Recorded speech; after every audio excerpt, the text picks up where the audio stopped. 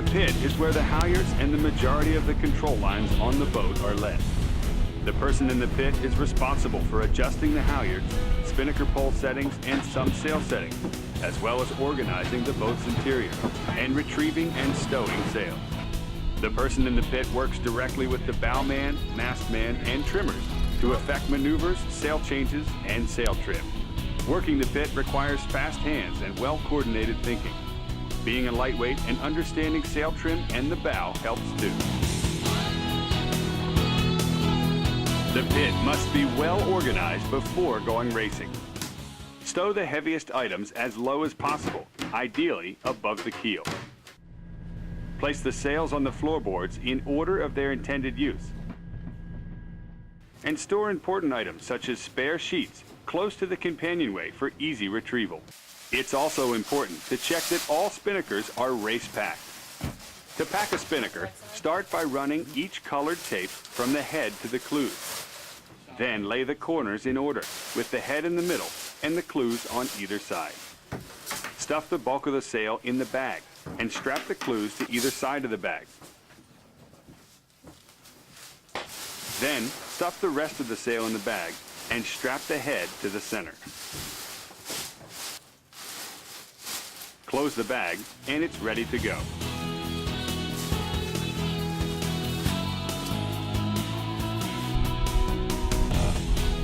Finally, organize all control lines and halyards to make sure they're ready to run free.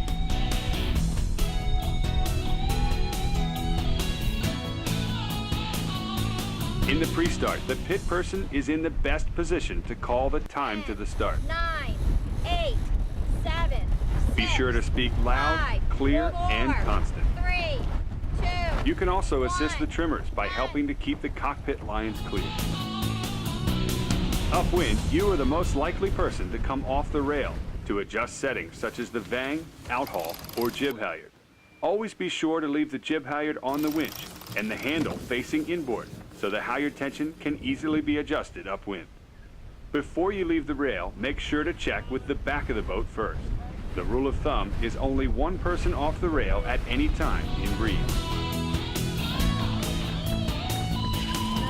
As the boat approaches the windward mark, you'll be responsible for bringing the spinnaker on deck for the bowman if it's not already connected. On the last tack to the windward mark, bring the topping lift and spinnaker halyard tails with you to the rail.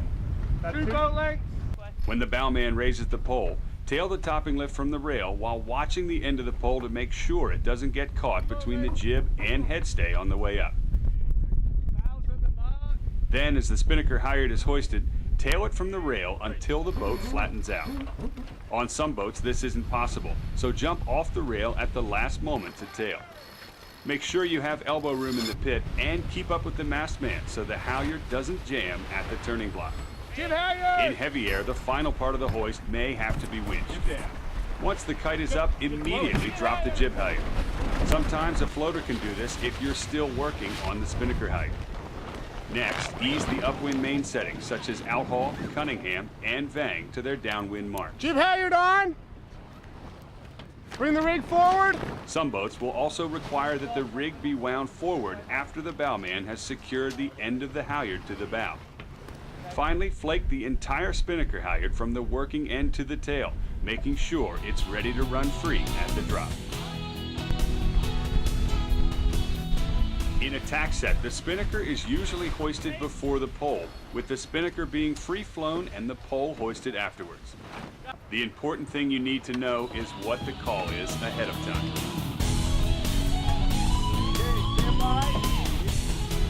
In a jibe set, the action is very quick, so you'll need an extra set of hands to tail the topping lift while you hoist the spinnaker through the jibe. If you're on your own, raise the topping lift as soon as you finish hoisting the spinnaker. Then drop the jib and flake the spinnaker halyard. Hold the guy.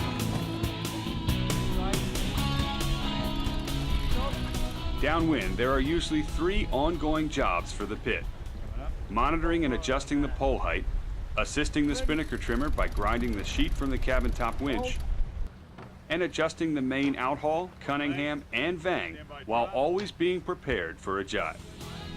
Okay, here we go. For a dip pole jibe, drop the outboard end of the pole to the bowman when the trip is called. The topping lift should be clearly marked at the deck for how far to lower the pole to clear the headstay. Once the guy is made, pull the outboard end of the pole back up before the pole is squared. In light air, the pole should be lower coming out of the jibe than going in.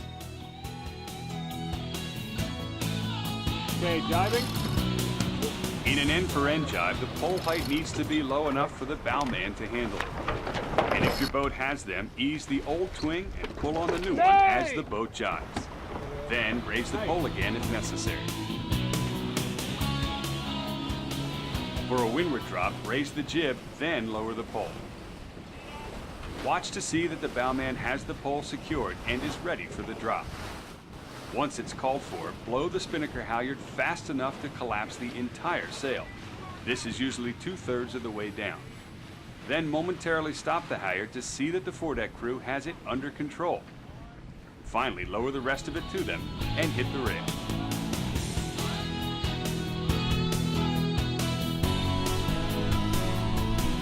In a lure drop, the pole is left up until after the spinnaker is dropped. When releasing the spinnaker, it's important to get the whole sail collapsed by blowing at least 2/3 of the halyard at once. The sail will float out over the water on an air cushion, allowing the foredeck crew to get control of it. Then release the rest of the halyard and lower the topping lift to the bowman when he's ready for it.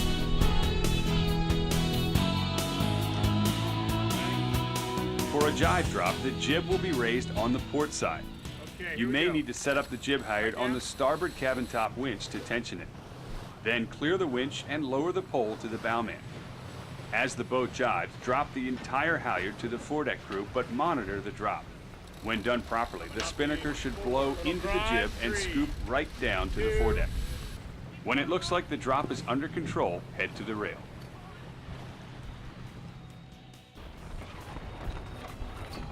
The pit is a complicated area to maintain.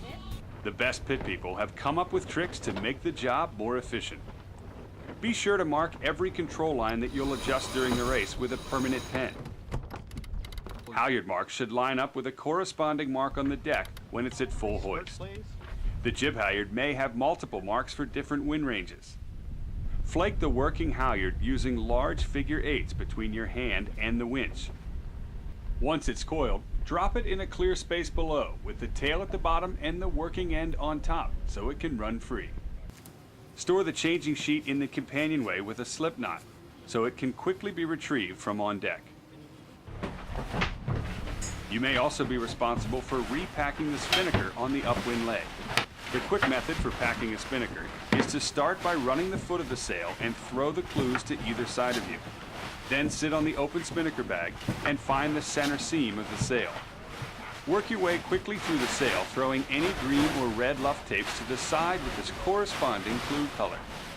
When you reach the head, secure it to the sail bag with the center Velcro tab and stuff each side of the spinnaker into each side of the bag. Lastly, secure the clues and close the bag. Bring it up with you, Jake. Now it's ready for the next hoist.